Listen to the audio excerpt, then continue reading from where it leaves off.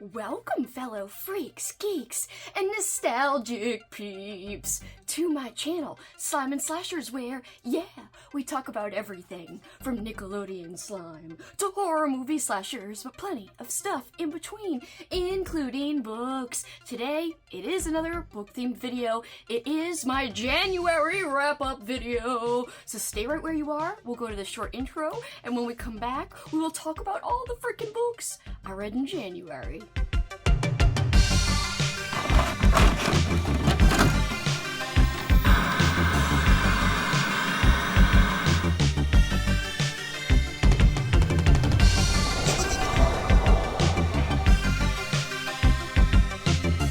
Welcome back, guys! I want to do this a little bit differently today, and this is 100%, really 1000%.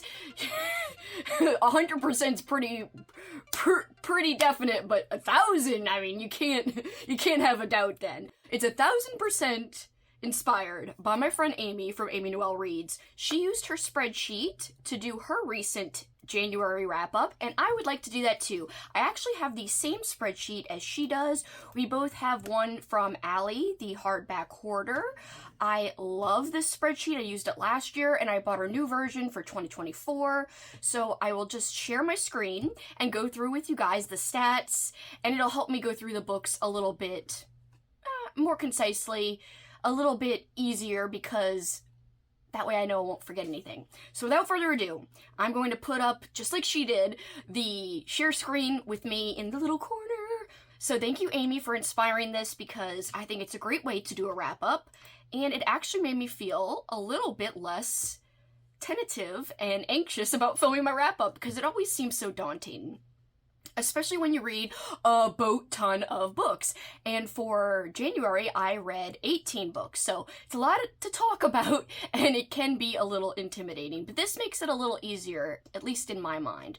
So we're going to record the screen, and we'll get into all the nitty-gritty stats and details. First, let's take a look at, just like Amy did, I made a separate, does not come with the sheet, I made this page. It's a TBR page. I made one for February and for other months too, just like Amy did. When I first saw her show her new spreadsheet, I was like, I need to have a January TBR tab. What comes with this spreadsheet, as you'll see, is this little monthly TBR tab, which I also used, but I'm not really using it very much for February so far. But in January, I did use it. Alright, so let's look at what was originally on my TBR and what I actually got to. So I got to a lot of the things that were on my TBR, including a lot of book club books. I did not, however, get to Mosaic, which was Katrina's book club book. You could find her at Katrina Brown. I did start reading it, and I DNF'd it. It's a soft DNF. It wasn't like it was anything terrible. I just didn't feel like continuing when it was getting really close to the book club show, and I felt really bad about it. I also didn't end up getting to Mary by Ned Cassidy, which was the Death by TBR book club pick, and that book club is run by Crystal over at the channel Fiber Artsy and Kelly over at Hooked on Books, Kelly Hooked on Books. So I did not get to that one, sadly. I picked myself out a couple of books with my TBR game. My TBR game is based on Uno, if you haven't heard about that, if you're new to my channel. So it picked out for me a vintage YA read, which was actually, I think it was called Crash Landing. Where is it? It's somewhere around here. Anyway, I ended up reading a different vintage book because I had a goal to read Fear Street, Point Horror, or Goosebumps. And also, the book I picked out with my TBR game was actually a second book in like a 2-part book series. So I was like, I'm not going to read a second part when I could probably read the first. It probably didn't matter, but I still didn't want to read the second book. So I changed it from vintage YA read, whatever the book I actually picked out was, to a Fear Street book. You'll see in a second. Also, a mood read, which was Robert McCammon, that was picked out by my TBR game. And also a little middle grade read called Slapshot. I began it, but I didn't end up finishing it. I didn't have audio. But my TBR game also picked out for me Kill the Babysitter, which I did read, Child Grave by Ken Greenhall, which I did read, and Near the Bone, which I did read. So I did a lot. Now, the TBR game, I was supposed to read Mosaic as one of the prompts that I was trying to, pick a book that fit. I picked Mosaic, and I didn't get to it. So I didn't finish my TBR game for January, technically, but I got really far. I finished a lot of the TBR game. I even read The Exorcist Apprentice, which is part of my TBR game, and The Hunter from the Woods is part of my TBR game. I first read Near the Bone by Christina Henry. I'm really sad I didn't like this more. There was just something about it that did not work as much for me as it did for other people. We've got this woman trapped with this terrible guy, her husband, and she is remembering things from her past, and she's like, why am I remembering all this now? Then these dudes come and try to help her get out of this situation where she's stuck with this husband who's super abusive, and there's like a creature feature element to the story as well. Lots of isolation vibes. I don't know what it was about this book. I still want to read more by Christina Henry, but this one wasn't a home run for me. So I'm giving this a 3.5, as you could see on my TBR. Then I finished The Winter Tree by Mark Morris. This is Mark Morris's first book he ever wrote, but it wasn't the first book that he ever had published. It wasn't actually published until recently. This publisher wanted to publish it on KU and show people how an author's first work can be unpolished and then they can go on to be successful and have more polished works and successful works. So The Winter Tree was a book he wrote when he was like 21. It had never been published until a couple of years ago. Again, just as kind of like an experiment of sorts, if that makes sense. I didn't absolutely love this one. This is the lowest rating that I've ever given a Mark Morris book. That's really not uber surprising. And although, as you can see here, it says it came out in 2018, it actually was written in the 80s, I believe. So quite a long time ago. You could see glimmers of the great horror imagery that Mark Morris has in all of his books, but it wasn't super polished. It wasn't really super finessed, if that makes sense.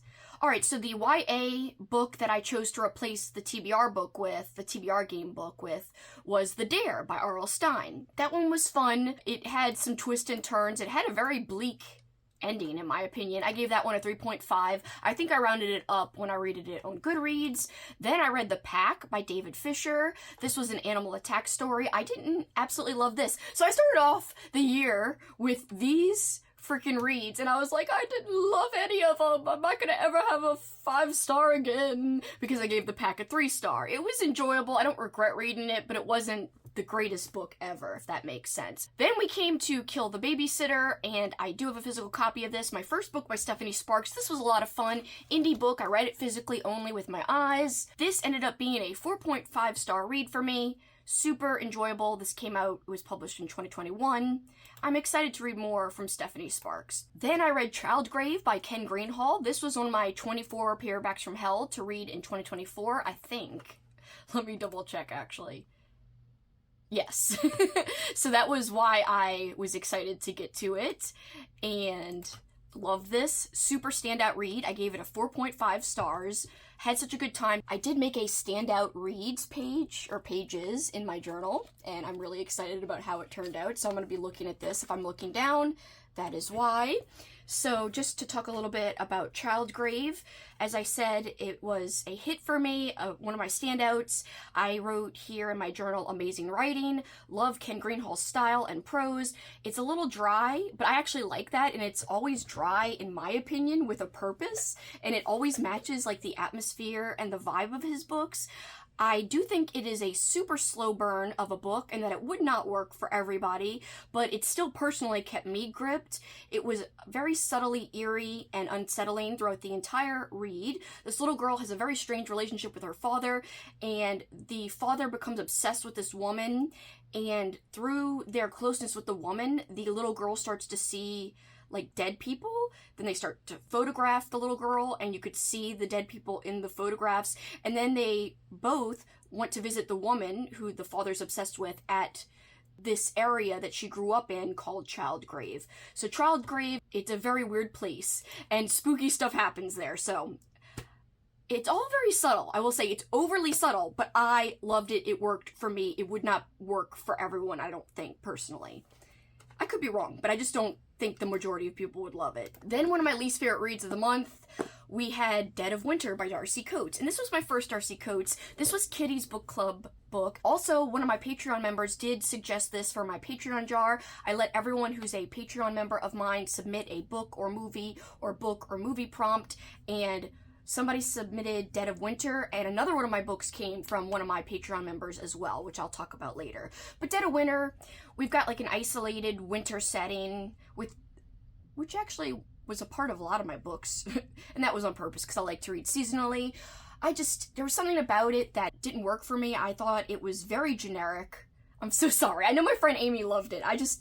It did not work for me. I can't say why. I just thought it was very predictable, but sometimes when a book's predictable, it still works for me in certain ways. This just did not. It just did not have anything that stuck out to me. It just felt like a generic popular thriller. If you liked it, all the more power to you. It just did not connect with me, and I don't know why. Next up, I read, and this was a buddy read, and I buddy read this with my friend Andrew over at the channel It Came From the Page, The Hunter from the Woods by Robert McCammon. This is the second book of a duology of sorts. The first book in this duology is The Wolf's Hour. We're following a character, his name is Michael, and Michael, we're following him again many years later. Actually, it's many years later and before in The Hunter from the Woods. It's a collection of short stories, and they all follow Michael, the same character from The Wolf's Hour, and it follows Michael different points of his life. Sometimes the events are from before what's happened in The Wolf's Hour, and sometimes the stories look at a time period that takes place after events of The Wolf's Hour has taken place. I loved it. It was really, really good. I gave it a 5. I think my enjoyment level is a 5, but if you looked at it, you know, with no bias, because I love Robert McCammon's writing, I think it's closer to a 4.5 star, but for my enjoyment, it was a 5. So I was like, bitch, I'm giving it a 5. You know, what better person to give my first 5-star to than Robert McCammon, baby? He's my favorite. I am a little biased, I will admit. Another Patreon submitted book was The Exorcist's Apprentice, and this was also on one of my lists for 24 to read in 2024. It's on my random general 24 to read in 2024. So, Exorcist Apprentice by Mark Lukens. This was a solid read. I did round up to 4 stars on Goodreads, but I think it's more of a 3.5. I would have loved it more if the main character was a little more fleshed out. It's about this guy who is an exorcist, but not in the traditional sense. He's not a priest. He's got these special abilities to deal with demons, and his son also has special abilities, and he has to kind of get initiated into his father's line of work. There's more to it than just that. A lot of things happen in it. I just wish the characters were a little more fleshed out, but overall I had a good time. I love possession stories. Next up, another book club pick, The Broken Places by Blaine Daigle, and this was Amy from Amy Noel Reads, her book club book, and her book club is called the Dark Hearts Book Club, so make sure you check out her club. This was a newer release. It was released last year in 2023. I did think there were so many good parts to this book in terms of atmosphere and creepy vibes. I really felt creeped out at times, and I thought like the unsettling atmosphere was very well done. However, there were some elements that just didn't work as well as I wanted them to. So I ended up giving it a 3.5. Next up, another book club book. This was my friend Kelly's From Hell Book Club book choice, Disturb Not the Dream by Paula Trachtman. And this came out originally in 1980. The whole time I was reading, I almost DNF'd it too. The whole time I was reading, it was like a 3.5. There was stuff with incest. There was this crazy family, very dysfunctional. I was not super into it, but then the ending happened and I was like, I liked the ending. So it raised it a whole star for me because the ending kind of went to some surprising places in my opinion. So I'm glad I actually didn't DNF it, even though I've had this goal to try to DNF more, but in some cases, these are the types of books that make me afraid to DNF because I ended up really liking it a lot more in the end when everything was wrapped up. It was satisfying, and I'm glad I stuck with it in the end, so I don't know. I don't know if that's going to be a good thing going forward because it'll make me scared to DNF because I'll be like, I'm going to miss out. But in this case, I'm glad I kept going. I don't think it's going to be a good thing to always finish when I'm wanting to DNF, but in this case, I can't even speak. In this case, I'm glad I did so. Next up, my favorite read of the month, The Light at the End by Skip Inspector. It's my first book that I've read by Skip Inspector. They are essentially the fathers, the founding fathers of the splatterpunk subgenre of horror, but it's very subdued splatterpunk if you were to compare it what you think of when you read splatterpunk today, or extreme horror today. I made a whole special little insert for the book in my reading journal because I loved it that much. So here I have it inserted and it looks like an actual book. You could see like the page.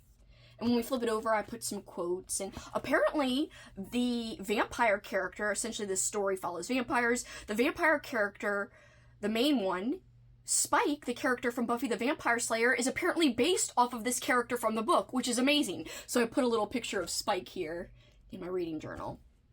And there were some favorite quotes. This was so well done. The audiobook was incredible, narrated by Chet Williamson, who's an author, an old school author. Fantastic. Kudos and props to Crossroad Press for keeping vintage horror alive, because I used the audiobook, which is only available because of them. So thank you, thank you, thank you. I'm so excited that they make vintage horror accessible for people who don't own a vintage copy. I do actually own a vintage copy. And so I read along as I listened, but it was so good. Splatterpunk done right. We've got grungy-ass New York in the 80s, perfectly described, like you could picture it. Oh, so well done. And you got this group of punk-like vampires and seedy vampires, also a large cast of characters. I had such a good time. I can't even say enough good things. This book came out in 1986 originally, and as I said, I read it with both audio and I read it physically, and here are some of the quotes I liked from it. This is just, I marked many more quotes than this, but these are two that are just beautiful, but also very kind of punkish seeming.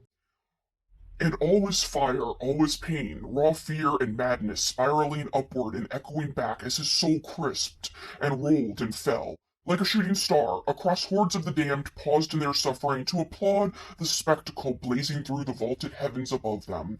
Falling, the tormentors jeering and pointing with long, crooked fingers as the dying soul arced headfirst into oblivion. And that's just like a very, very small snippet of the kind of language and passages that I loved.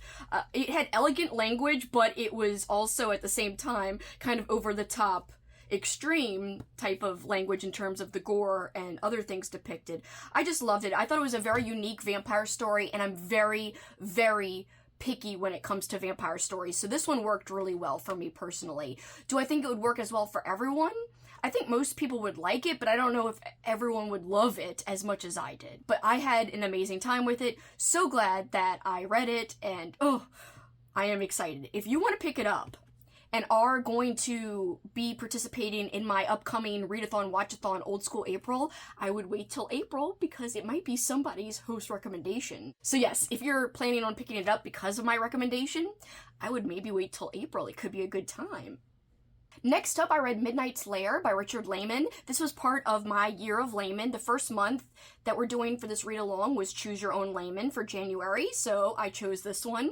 I ended up giving it a 4, bonkers, fun, crazy. I am co-hosting this event, this public read-along, with my friend Christine over at the channel Secrets Read, so check out her channel. She did not like the book I suggested to her as much as I liked Midnight's Lair. That's okay, that's understandable. Essentially, we've got these people trapped in this cave system underneath this hotel, and there are surprises along the way that made this a great read. It took me a little while to get into it, but when things developed that I didn't expect, I was like, yes, bitch, yes. So I was pleasantly surprised at the end of this.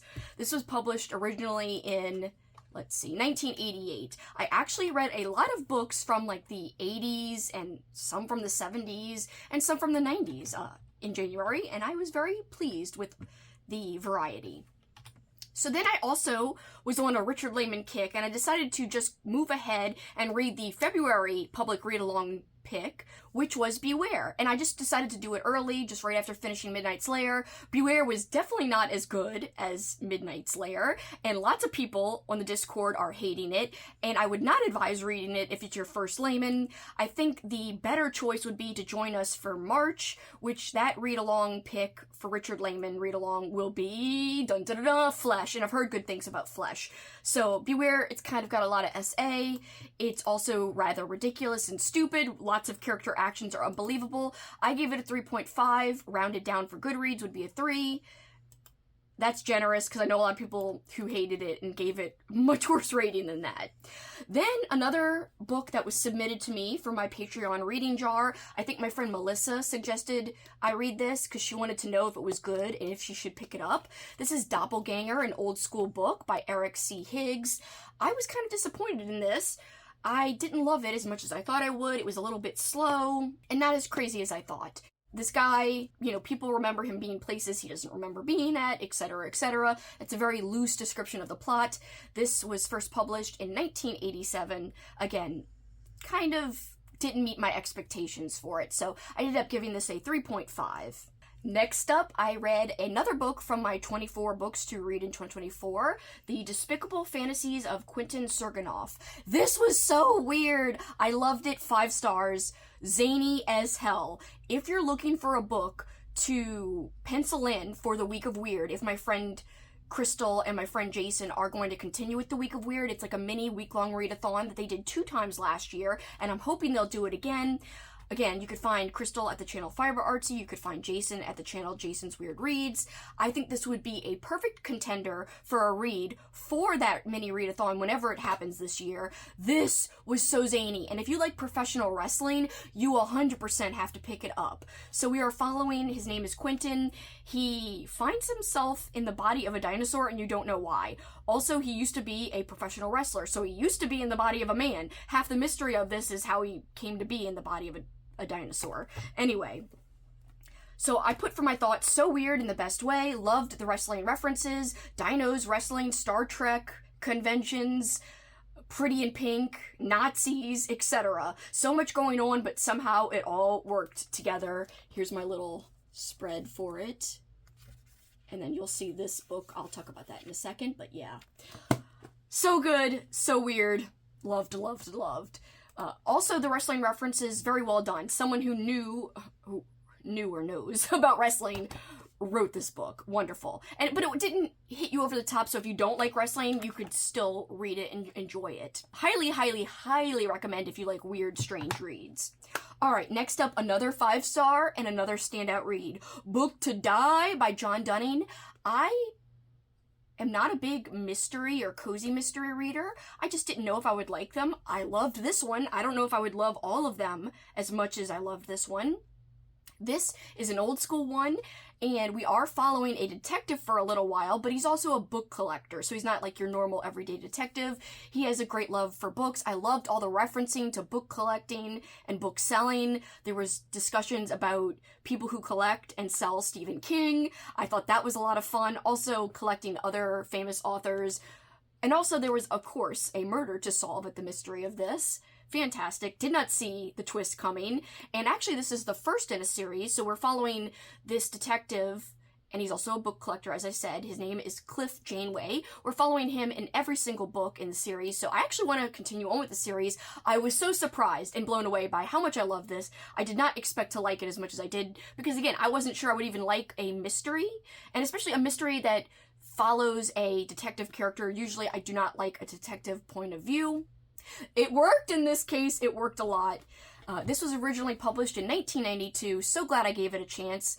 I listened to audio as I read along. And last but not least, my book club book. I'm not going to talk too much about this because I had a whole chat with my friend Ollie and my friend Andrew. You could find Ollie at Criminali. You could find Andrew at It Came From The Page. Andrew hated it. Ollie loved it. I loved it. Some other people also were in the middle. Some other people hated it, like my friend Kitty over at the channel Spicy Cats Reads. I also know some people who loved it that wasn't just me and Ollie, like Froggy, like Crystal from Fiber Artsy, like Amy from Amy Noel Reads. So there was a great mix of different opinions, and I love that. I love when people can come together and discuss why they feel differently about a book. This was one of those cases. Great cold vibes. We've got this soldier, Austin. He is coming back home from the Vietnam War, and his friend Maynard, who he fought with over in Vietnam, willed Austin his house in Maine to him. So he travels to Maine, checks out this house. It's desolate, it's isolated, and it could be haunted. So stuff goes down. I really read some aspects of the story to be very philosophical. There was a creepy kind of love angle with an older man. He was in his, mid to early 20s, and the girl is like 16 or 17. So that was a little creepy, but I didn't read it as a straightforward, pure romance the way it's written. I think there's more to it than meets the eye, if that makes sense. I think there's a reason why he was enraptured with her. It wasn't just like him being a creepo. I really liked this, and I thought it was a good time. Would it be for everyone? No. I do think it's a slow burn of sorts, even though it's short, though, at 272 pages.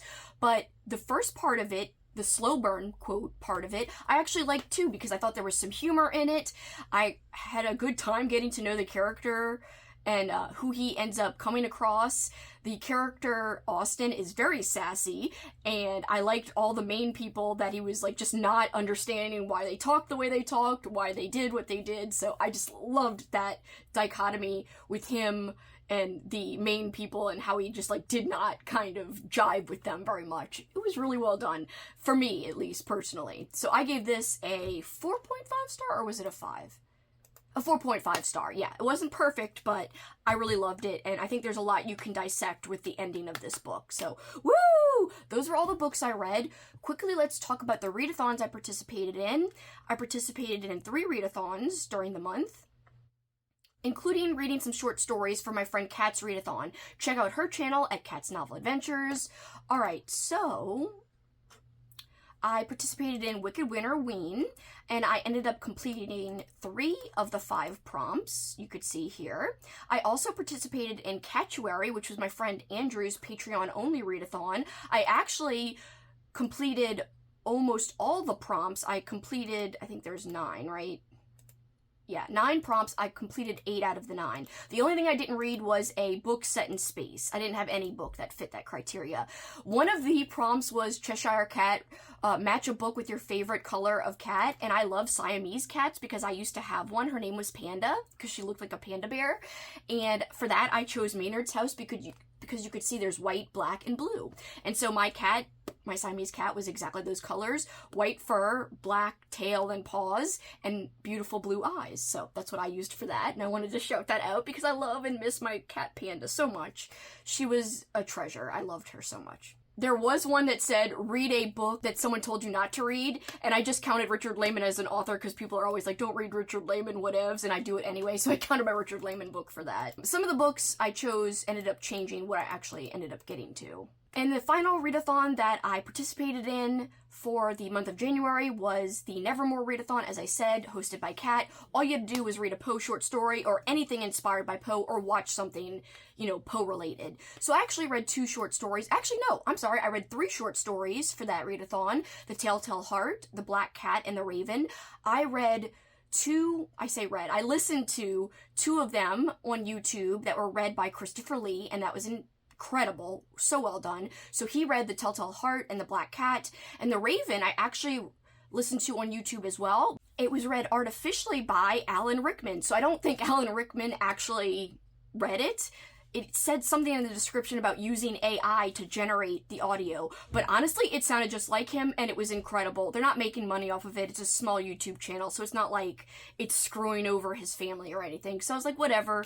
I don't feel too bad about listening to it, but it was creepy how realistic it was. Like, he actually read the freaking story, but it was AI that generated it. So anyway, that was beautiful, though, I gotta say, and that was The Raven that I read that way. So you can see here, when I go to monthly TBR, I DNF'd Mosaic, as I said. I didn't get to marry.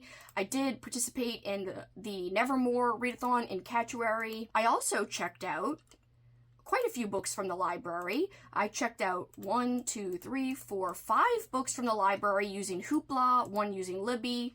Awesome. Made good use of that.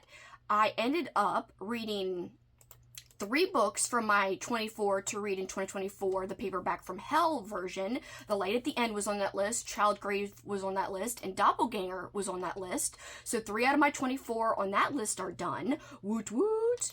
For the amount of Paperbacks from Hell I read in the month, 8 books of the 18 were Paperbacks from Hell, or books that I consider to be Paperbacks from Hell. Vintage horror, essentially. I did read quite a few books that I owned in January. I read a total of 10 books that I owned for the Read What You Own challenge. My total since I started, because I started last year, is actually higher. I think it's like 26 or 27. But just in the new year, just this year, I've read 10 books that I own, which is great. So for the regular 24 to read in 2024, not the paperback from hell version, I read, let's see, 2. So I read the Despicable Fantasies of Quentin Serginoff, as well as The Exorcist Apprentice. So 2 of 24 done there. Great progress. And when we look at the non-horror I read for January, I read 2 books that were not horror. I consider The Hunter from the Woods, which is the Robert McCammon book I told you about, I consider that to be a thriller, and I consider Book to Die to be a mystery, not a horror book. So, you know, horror adjacent, I'd say, for both genres, but not really horror books. For my monthly stats, you can see I have 18 books I read.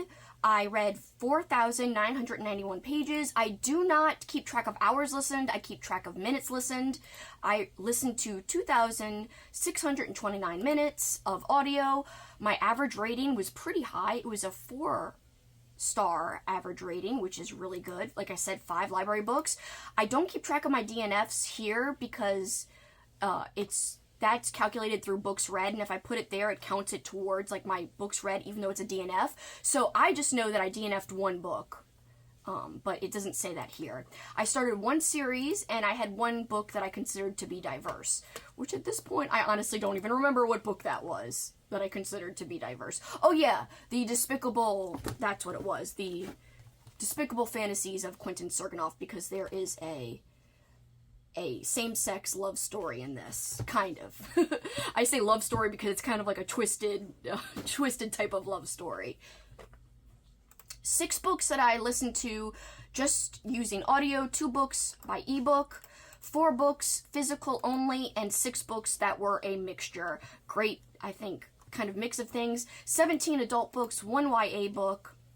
And ratings, 3 books that I gave 3 stars, 6 books that I gave 3.5 stars, 2 books that I gave 4 stars, 3 books that I gave 4.5 stars, and 4 books that I gave 5 stars, which is actually pretty good. Like I said, most of it was horror, 16 books horror, 1 mystery, 1 thriller, and all of the books I read were fiction, no nonfiction books. I'm hoping to squeeze in some nonfiction in later months. I'm hiding February so no one sees what I've read for February, because I'm trying to keep that secret, and that is why I'm not going to show you my year stats page. I think I did a really, really good job at, making some dents in some of my goals. Did you guys read any of these books? What was your favorite read of January? Comment whatever you want to comment below, and if you don't feel like thinking of a comment, why don't you just leave a little snowman down below so I know you are here.